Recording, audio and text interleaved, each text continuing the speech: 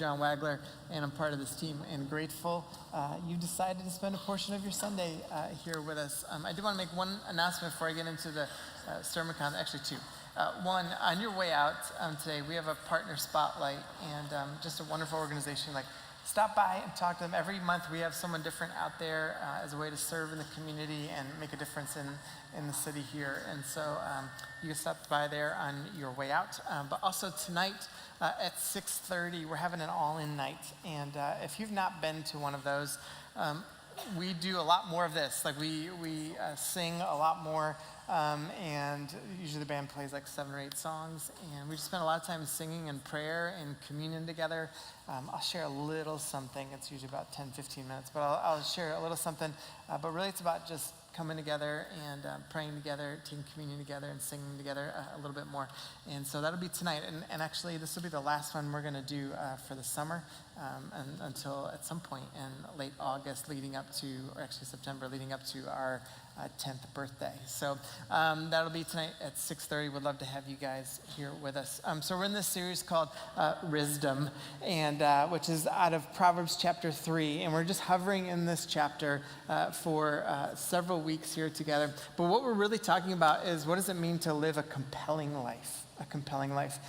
This morning I was looking at what Time considered the most compelling people of 2023 and the most interesting people. And I was reading through some of them, and there were a few good ones in there. But so many of them, I was just like, they just happened to sing well, or they just did something that it was a talent. It wasn't really compelling. It wasn't something that is generational. It wasn't something that had really deep meaning or profound meaning. And it was just fascinating. I'm like, man, what is put out there as this is the most compelling people and the most compelling lives? I'm like, it's just not. It's not that compelling. And I started thinking about just for ourselves. It's like, man, what does it look like? What does it mean? Sometimes we think a compelling life is one filled with you work your way up the corporate ladder, or you have a lot of money, or you're really talented at something and you make your way to it professionally, or whatever. And then all these other things. All those things can be good things. They don't have to be bad things at all. It's just, is it really compelling? Is it really meaningful? Does it really draw people into the truth of who Jesus is? Even thinking about some of the songs we were just singing. And I'm like, man, it's crazy when you think about these songs, because the here I am to worship, here I am to bow down, here I am to say that you're my God. And it's just, you're saying that it's all about Jesus. And no matter what I'm going through in my life, it's I'm compelled that this is about Jesus. The gratitude song, it's again, I think about this stuff all the time as I'm sitting over here on my way up. I'm like, man, I really hope we understand what we're singing.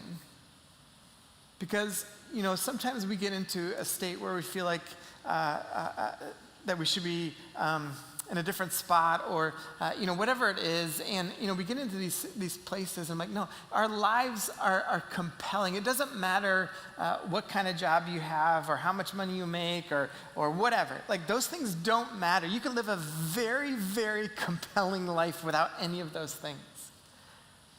I remember when we were doing youth ministry, and we had a couple of kids that came from some lower income neighborhoods. Actually, most of our youth group was that, but there were a couple of kids in those neighborhoods that it was interesting. They didn't have really much at all, but there was something compelling about them. And at first glance, you're like, man, you don't have what these kids have, or you're not even old enough to be compelling. But there was something about who they were that was just it's compelling. You're drawn into it. And so that's what this whole series is about. What does it mean to live a compelling life? You realize, and I really want you to feel this and know this, you can have a compelling life. You can. It's a choice that we all make to have a compelling life. And so today, one of the things that Proverbs talk about is actually humility. And we're going to talk about that today. But I want to tell you a story about me this past week where I failed at humility. So we're at the gym, and this is my pride kicked in. Have you ever had one of those days where you're ready to fight? Like just internally, like you just feel it. Like maybe you haven't done it in a while and sometimes it feels good. And, or you're like, I think I could choose violence today in some kind, not like real violence, but you know what I mean? Like you just kind of feel it inside of you. Like you walk into work and you're like, someone come at me, anybody, you know? And so I was just having one of those days. And so I'm at the gym and I'm on a leg machine, and there's this young woman there. I think she was probably a college student, but like she's working out. And so the machines, there's 3 machines next to each other, and there's just one rack of weights that supply all the weight for all the machines right there. And so I'm pulling off weight, putting it on there, and she's on this other separate machine. And I've done it a couple times and working sets, and then she goes like this to me. She says, can you please stop taking my weight? And I go, I have my AirPods in, listening to sermons because I'm holy. And I go, excuse me? And she goes, stop taking my weight. And I go, I just felt inside of me. I was like, well, hold on a second. Like, first of all, I could be your father. Like, but second, I go, you know that's not how a gym works, right? And she goes, what? And I said, these weights, and I'm literally talking to her like this, these weights right here, they go for everyone. And she goes, no, these are for me. I was like, have you been to a gym before? And she goes, she like looks and gives me this look, and she goes, you mean to tell me if there were no weights over here, you'd go over to the bench press and take weight from over there and put it on there? I go, yes, like that's what I would do if I need the weight. And she goes, oh, it's so annoying. I go, I know, life is so hard. And so I put my AirPods back in and went to work. Was that a good moment? No, it was not. And I was right the whole time, but like I was just not in a good space. It did kind of feel good though too, but it was not a great spot. But we get in these spaces, right, where something wells up inside of us, and where the humble disposition would have been different there, and my tone would have been different, and all of that, and that would have been the right thing. But what crept in? What's the opposite of humility? Pride, right? Where pride creeps in that moment and sends you in a different path. It's like when you, if you ever, one of the things I'm trying to train my brain a little bit more about right now is, you think I would have done this earlier in life, but at 47, you just keep learning things. And I'm trying to train my brain now, like in the midst of like a debate or something, or in a conversation with someone, we start like, maybe we have a different opinion on something or whatever. I'm trying to train my brain to say this. How much do you actually know about this? I'm like really trying to train my brain. And so it's not an easy process because I'm an opinionated person and whatever. But I'm trying to train my brain. But the humble disposition in that moment, it's like you start getting at it with someone and you're like, how much do I like really know about this to like actually try and argue or debate, or like, do I really know a lot? Am I an expert in this, or am I just popping off to pop off and act like I know stuff, right? And so the humble disposition is different. And so when we get into this story of Proverbs, what it does often is like saying like, hey, this is what fools do. And listen, at the gym, I was foolish. I was. Like, that was a foolish thing to do. I saw her a couple of days later, by the way, and I kindly said, hi, how are you today? But I was foolish in that moment.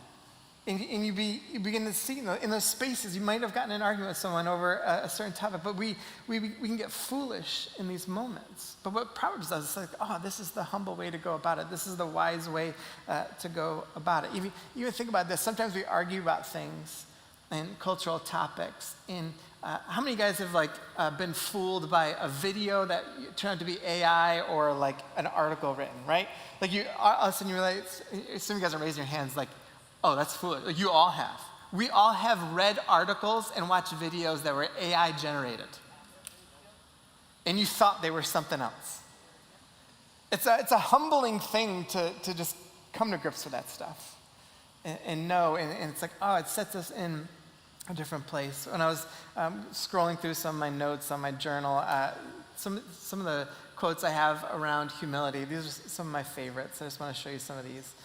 The first one is this is from Tim Keller, who he's since passed, but he was a pastor up in New York City, and he says this, that there's a freedom in self-forgetfulness. There's like a freedom in this. This doesn't mean like, oh, I'm the most humble person ever, and I don't think about myself at all, and I don't care about my own health. It's not that.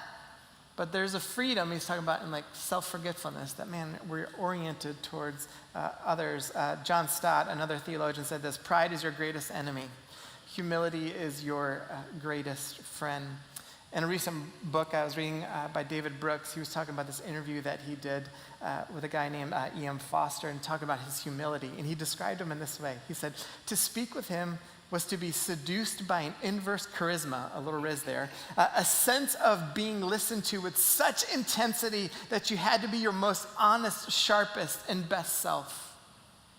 That level of humility to engage someone around you. But probably my favorite one's from C.S. Lewis, and he says this: pride leads to every other vice. It is the complete anti-God state of mind. It is pride which has been the chief cause of misery in every nation and every family since the world began. Name an exploitive system that we've ever seen. Pride is at the center of it. Racism, pride. Sexism, pride. What we see politically right now, pride. The conversation around sexuality in general right now, it's like just layered with pride everywhere.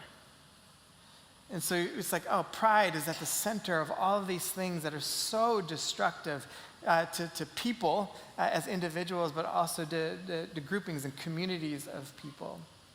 Any vice that you've had in your life, I don't care what it is, pride is at the center of it.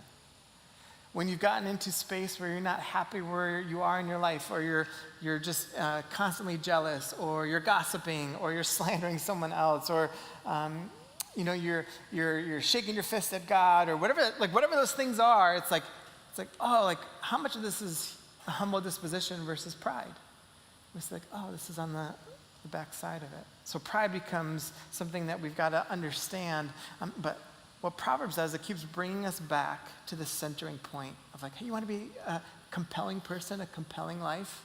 Then enter into this way. So Proverbs 3, verse 7 says this: do not be wise in your own eyes, but do what? What's it say?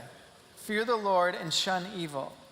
This, I love this, that's the transition. This will bring health to your body and nourishment to your bones. All right, this word for nourishment here is about healing.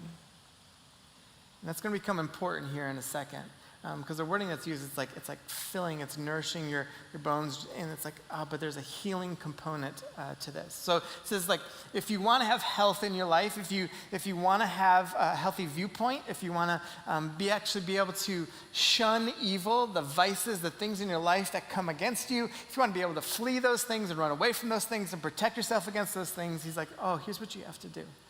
Don't be wise in your own eyes, and like fear the Lord. That those are the things. But to do that, we have to do the very things we were just singing about. Here I am to worship. That's where it starts. Here I am to bow down. Like that's how it works. It's like, oh, that's the disposition that we begin to take in life. I mean, can you imagine that every morning we all wake up as Christians and we just say this: here I am to worship. Here I am to bow down. I walk into to work, and you walk into your office tomorrow, or you wake up and your office might be taking care of the kids, or whatever it is, but you wake up, and wherever you are, and whatever you do for work, and whatever, you wake up and you say, here I am to worship. Here I am to bow down. That changes how we interact. That changes how we think about what we do. It changes about what part of life, or what season of life that we're in. It changes everything in those moments, because We have a humble disposition. We aren't thinking ourselves as wise in our own eyes and that we can do everything that we want. The Bible talks about humility in a really interesting way. We often think of humility as like a intrinsic thing, that it's like we experience it internally, like we're so humble inside, right? But the way the Bible talks about it is it's an experienced thing. People say you're humble. You do not say you're humble. When people experience you, they say, oh, look at the humility in you. Like it's an experienced thing. It's like one of the best questions you can ever ask someone else is, what's it like to be on the other side of me? And so when you have that, it's like, oh, can you imagine if someone's like, man, your humility is incredible. And so it's like, oh, it's an experience. It's a lived out thing. It's a compelling thing. You know, there's this big argument that's happening right now, or debate, whatever, on the 10 Commandments. You know, the school in Louisiana are putting the 10 Commandments back up on the wall. And I was just laughing. I was just watching people like talk about it back and forth. And I'm like, we all know that's not compelling, right? It's just not. It doesn't move the needle in any way, shape, or form. You know what's compelling? Because like it's one of the worst school systems in America, that county in that area. It's like, you know what would be compelling? If all of the Christians in that state did something where they surrendered their lives and their money and their time and made a difference and actually lived out the 10 Commandments rather than fighting for them to be put on the wall, that's compelling. It's compelling. It's not that the 10 Commandments are bad. It's just like, what's actually compelling? And what are we fighting over? It's like, oh, like I want to live that kind of life. It's an experience thing. It's something that people get to know because they see it and they feel it inside of us. This guy named Moses, he helped lead the Israelites out of slavery, and God directs him. He has this direct connection with God. He's up on top of Mount Sinai all the time. He's interacting with God in this incredible way that no one else gets to do. Nobody else gets to do. But here's the way the Bible talks about Moses in Numbers 12. It says, now Moses was a very humble man, more humble than anyone else on the face of the earth. So, whoa, this is a guy who was in a high place. And what do we see? Like Moses kept entering in with people. So much so that at one point they're like, hey, you got to stop. We got to build a team around you because you can't just keep doing everything for everybody. It's like he lived his life in such a way that he was understanding, like, oh, I was in this place with God and have all these things in front of me, but actually, you know what? I don't want to just like hover up there. It's like, I'm supposed to go be with people, identify with people, those that are hurting. The Bible, more often than not, when it talks about humility, is really this identification that people have, that like you are identifying with those who are poor, with those who suffer injustice, those that are oppressed. And that your life is lived out in such a way that you are stepping into those things of the world around you. That's a humble disposition. It's beginning to see that even if you're in a place of power, it's like, no, you don't ever like use that for personal gain in any kind of way. It's like you are actually coming down all the time and being with people. There's a humble way that you begin to live your life. It's a state of submission. But what are we humble with? What are we humble with? Here are a few things. First one is this: your intellectual life. Your intellectual life. To be humble intellectually is a really big deal, and it's very difficult. How many of you guys have a hard time doing this? Like, you're like, you know why? Because you know stuff. We do. Like, we all know stuff, and so, but it's hard to like humble ourselves but to intellectually do this. What you see is all throughout the Bible, to humble ourselves intellectually. The second thing is with material things. Material things. We are constantly looking at what we have, what we desire, and do we have a humble disposition towards that? Wish my daughter Nevaeh was here for that. You think about honoring others. Honoring others. It's like, man, the way we see one another with humility, to know someone else's story, to actually When Paul says in Ephesians 5 to submit to one another out of reverence for Christ, like to live that out in a way takes such humility. Because guess what? I don't know if you guys know this or not, sometimes you're not going to like somebody. But like, what does it mean to humbly engage them? Can you imagine, like in my interaction with that girl, it's like, what does a humble disposition look like during that moment versus what I did? It's like, we honor one another, submit to one another. The fourth way is for kingdom ethics. And so you begin to see, like,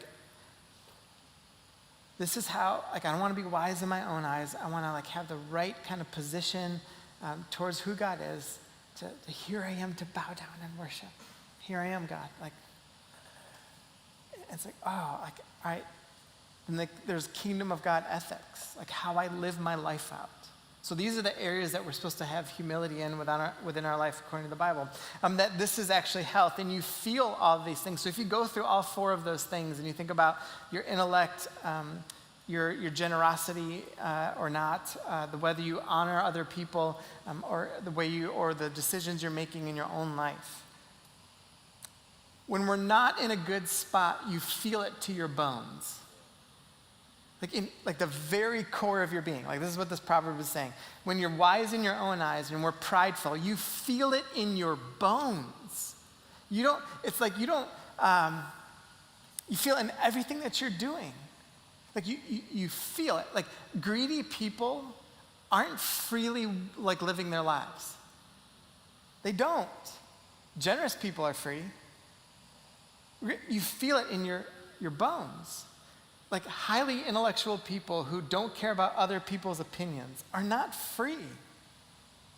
It's not like they feel it in their bones. There's always this angst, and you feel it. And so it's like this proverb is saying, like, hey, these are the things, like stop being wise in your own eyes. Like, and you feel it in all that you are. I wrote this down this week. I said that good health is a natural result to a well-ordered and disciplined life devoted to God. Good health is a natural result to a well-ordered and disciplined life devoted to God. Does this mean you won't get sick? Of course, like we're going to get sick. Like things are going to happen, but this is talking about like physically, emotionally, spiritually, relationally. It's like, man, there's a health. Even if we do get sick, there's a healthy way we engage this. We know it and we feel it. But it is a part of it. Even this proverb is interesting because the word for body, it could mean two different things. It could mean your literal body, and so you feel it in your bones. It's kind of an all-encompassing thing. But it can also mean really centered, because that word means navel. It could mean loins, it could mean vagina, it could mean sexual activity. And so even in this proverb, it's like, what it's saying is this: do you want health in that part of your life? Then fear the Lord and don't think you're wise in your own eyes. It's like, it's actually giving us very practical advice around sexuality, very practical advice around just general health and what it begins to look like. And so the idea of health is so important, but remember it said it brings nourishment to your body, meaning that there's healing that can happen. How many of you guys have ever prayed for a miracle for health? For some of you in the room, that prayer was answered. For some of you in the room, like you prayed for someone else for a miracle to happen and for healing to happen, and it was answered. For some of you guys in the room, it wasn't answered or hasn't been answered. What's fascinating is most of the Bible, by far most of the Bible, is that healing comes through like actions that God allows us to do and to be. And so it's like, man, as we begin to discipline our lives, as we begin to get closer to Jesus, as we begin to understand what it means to serve others and everything else, that there's this natural healing that comes about. The way that we serve other people, that's where we see so much healing coming about. That's primarily the way we see it. Primarily in the Bible, people are the answer to prayers. The acts of people, the loving, humble disposition of people following Jesus become the answer to people's prayers. Overwhelmingly, we see that. Now, are there miracles and all those things? Yeah, of course. But it's like, the humble disposition puts us in this place of healing and hope for other people. So what does it mean then when we think about, all right, to my bones and to feel all this? So what do we do? How do we cultivate humility? Let me give you 3 different ways. The first way is this. You have sacred rhythms in your life. Sacred rhythms. I will not ask for a raising of the hands, but if I were to go around and be like, how many of you guys Sabbath weekly? And my guess is not everyone does that intentionally. And that to Sabbath isn't to just take a day off. To Sabbath, it's an intentional thing that you do. And actually in all the community groups in July, they're going to be talking about Sabbath for all 4 weeks. But Sabbath is an intentional thing that you do. I would just say this. It is not a suggestion to do that. Like literally in the created order, it's set up that way. That we're supposed to intentionally Sabbath. Like God put it in, like that's what he wants us to do. To intentionally Sabbath and to slow down. The only other option is to keep hurrying. So we have like 2 options. Let's follow the way God had us with sacred rhythms, or let's just be hurried and worried and stressed out. This is what humble people will Sabbath and slow down. Prideful people don't. And so that's just, like the Bible talks about that, like that is just like the way it works. And that's what we begin to see around us. Like that is the wise thing to do. Another way within your sacred rhythms is you can have Sabbath, but you also have this consistent awareness of the goodness of God in your life. And so like you can do that through journaling. You can do it through conversation with other people. You can intentionally ask a friend. Like you can make this a part of your rhythm to be like, hey, tell me about the goodness of God in your life right now. We do this as a staff at our staff meetings every Tuesday. Like everyone's got to go around the room and everyone says like something about the goodness of God in their lives. Why? Like to keep sensitive to the way God's working. Because when you lose sensitivity or become numb to the goodness of God, like that's where all these problems start creeping in. You start becoming desensitized to the way God's actually working in your life. We need a rhythm of learning in our lives. What does that look like for you? I have that kind of rhythm. It's a sacred ability to keep learning and growing. That's a part of it. But when pride comes in, it interrupts everything. Pride will make us focus on our own goodness. So I wanted to give some examples of what this looks like. Pride will make us focus on our own goodness. So we've broken spiritual rhythms. We become wise in our own eyes. And then these other things start happening inside of us. We become insecure. We have a scarcity mindset. We have to always keep up. You look around the people around you and like, oh, they're here, and I got to get there. You have a lack of appreciation, you loss of wonder. You focus on other people's faults. You love power and control. There's a shamelessness to what you do. And then maybe an overconfidence as well. And so what's interesting about pride in this is pride doesn't hide. Like we are all really good at showing our pride. The issue with pride is that we become numb to it. And so it's like, how do I make sure, this is how humility works in our lives. How do I make sure to keep going back, cultivate humility? Because if I'm cultivating humility, then I will also be pushing off pride in my life. The second thing is this. So we've got sacred rhythms, and then we've got sacred relationships. These are relationships. So anything that's sacred is set apart for God. It's set apart for God. And so you can have really good friends in your life that aren't Christians. You totally can. And you should. You should have good friends that aren't Christians. But those relationships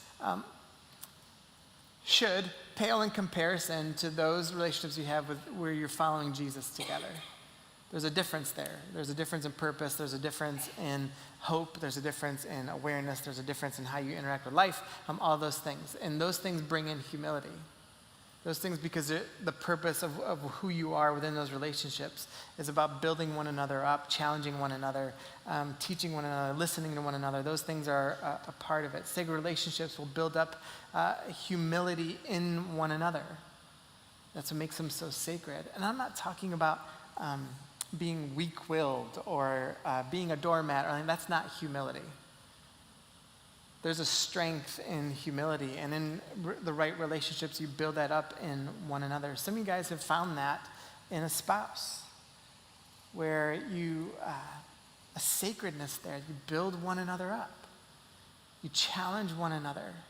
Like there's a beauty in that you are helping one another become the best version of themselves. Like that's what we do in a sacred marriage and sacredness together. It's the beauty of what God designed us to be. It's part of the purpose of marriage. And you could do that in friendships too. You do it in great friendships to do the same thing. But these sacred relationships are interesting. How many of you guys have heard of attachment theory?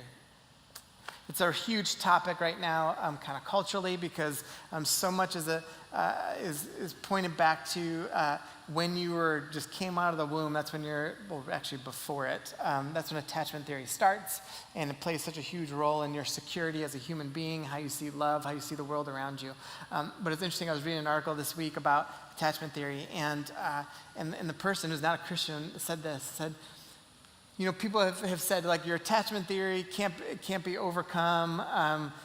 That's what they used to say in the past. But, like, now we're finding that actually we're seeing this, very vividly, that sacred relationships and relationships that point you to deep purpose can actually override any of the attachment theory that you have. And he's like, meditation doesn't do that. Solitude doesn't do that. Those things all have their place, but they don't do that. It's relationships with people that can override all of those things and can send you into a sweet spot. But it takes a humble disposition and sacred relationships to do that. Here's the last one, to simplify. I don't know where it went there. We want to simplify. So we have sacred relationships, and then we want to simplify. I'm going to be honest. I don't know where this quote came from. It was just in my journal. So whoever said it, here's your credit. But they're talking about living a simplified life, and they said this: is it possible to be in positions of power, influence, and privilege and escape the trap of pride and elitism? And they asked this question, and it goes on to say, because I had some other notes around it, like he wasn't saying that you couldn't be in positions of power. He was just saying that, like, throughout history, theologians have been asking this question. And they've been asking the question because how easy it is to just fall into traps. And so if you're in those spaces, they're not saying it's a bad thing at all. It's just like, how do you do it? What does it look like? And how do you order your life? And one of the things they talk about was like trying to simplify and constantly simplify things. And the way we begin to do that is you begin to determine what distractions are in your life, but also like having the mindset, like, what does it mean to bring everything that's like, oh, this makes like way more sense. And so this one quote I saw on this was, minimalism is the intentional promotion of the things we most value and the removal of anything that distracts us from it. So it's like determining what your real values are. And it's like, all right, I want to maximize those things, and then I'm going to get rid of any other distraction that is around that. Anything that could take away from it.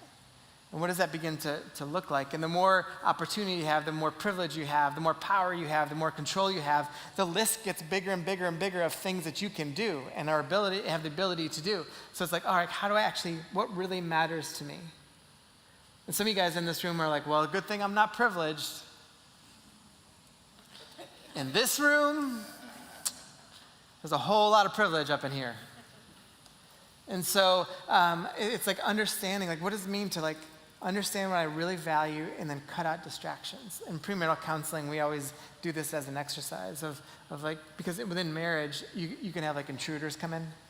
And so, we're like, all right, what are some of the things that can distract you from the health of marriage? And have everyone list them out. It's like, how do you begin to create boundaries around these things? Because boundaries create freedom.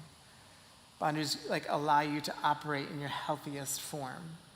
And so we talk about these things a lot because distractions really matter. So when you're thinking about hobbies and family and work and success, you think about addictions, TV, social media, are all examples of things that can be distractions. It's like, what are boundaries? Like, what does this look like? How do I simplify within this? All of this stuff matters because of who Jesus is in the midst of this. And so I want to read what is actually the most important thing you will hear today. And that's out of Philippians chapter 2. Because it reframes everything. It reframes everything. And Paul, when talking about Jesus, I just want you to just take this in. Because I can talk about humility and pride all day long. I can give you examples of all those things. And But at the end of the day, when you sing a song like "Here I Am to Worship," "Here I Am to Bow Down," and you're talking about that kind of language, the reason we can and the reason why humility works and the reason that all these sacred things are so important is this. In your relationships with one another, have the same mindset as Christ Jesus, who in being in very nature God, did not consider equality with God something to be used to his own advantage. Rather, he made himself nothing by taking the very nature of a servant, being made in human likeness, and being found in appearance as a man, he humbled himself by becoming obedient to death, even death on a cross. Therefore, God exalted him to the highest place and gave him the name that is above every name, that at the name of Jesus every knee should bow in heaven and on earth and under earth, and every tongue acknowledge that Jesus Christ is Lord, to the glory of God the Father. This is the reason that we can say, oh, I might not be in the season that I want to be in, or in the place that I want to be in, or making as much money as I want to make, or have what I want, or maybe you can feel like whatever it is. Like I don't, like the season of life, or what, it doesn't matter. It's like, if I bring it all back to Jesus and understanding this message of Jesus, it doesn't mean it all lines up perfectly for you in your life and you're just going to like freely go about and never have a moment like I did at the gym. But what it does mean is it always brings you back. It keeps bringing you back, keeps bringing you back. So let's just start flying up the corporate ladder, and you make it to, you're a vice president. And it's like, but if you keep going back to why it all matters, all of a sudden you start living a very simple, sacred, compelling life. If you get all the things you've been praying for and you just keep going back to the things that matter, that's humility. That is the simple, sacred, compelling life. That's what's waiting for us if we would just make the choice to. And we all have a choice. I want us to end. We're going to read a prayer together of humility. But before we do that, I just want you to pause. And you guys can bow your heads, and I'll ask you to look at the screen here in just a second.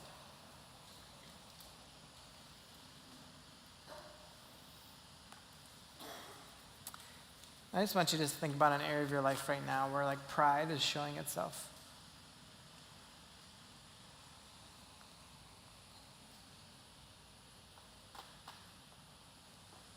What does humility look like for you?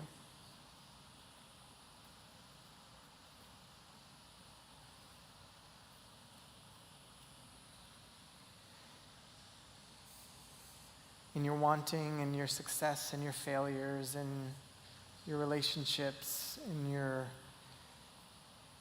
at your workplace, who you're dating, who you're married to, who you're friends with, whatever. What does humility really look like?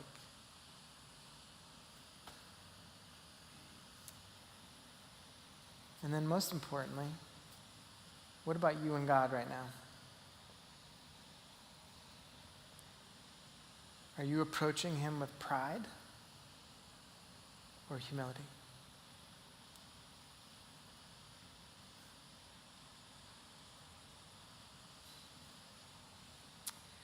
If you guys would look up at the screen, we're going to read through this prayer together.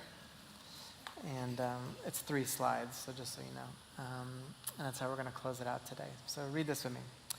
Lord Jesus, meek and humble of heart, hear me. From the desire of being esteemed, from the desire of being loved, from the desire of being extolled, from the desire of being honored, from the desire of being praised, from the desire of being preferred to others, from the desire of being consulted, from the desire of being approved, deliver me, Jesus. From the fear of being humiliated, from the fear of being despised, from the fear of suffering rebukes, from the fear of being talked about, from the fear of being forgotten, from the fear of being ridiculed, from the fear of being wronged, from the fear of being suspected, deliver me, Jesus. That others may be loved more than I, that others may be esteemed more than I, that in the opinion of the world, others may increase and I may decrease, that others may be chosen and I set aside, that others may be praised and I unnoticed, that others may be preferred to me in everything, that others may become holier than I, provided I become as holy as I should. Jesus, grant me the grace to desire it. It's a prayer of humility right there. You guys, thank you so much for being here this morning. If you would like prayer for anything you have going on in your life, we'll have people on either side of the stage. Otherwise, meet some people on your way out, and we'll be back here at 6:30 tonight. Love you all so much, and we'll see you guys next week.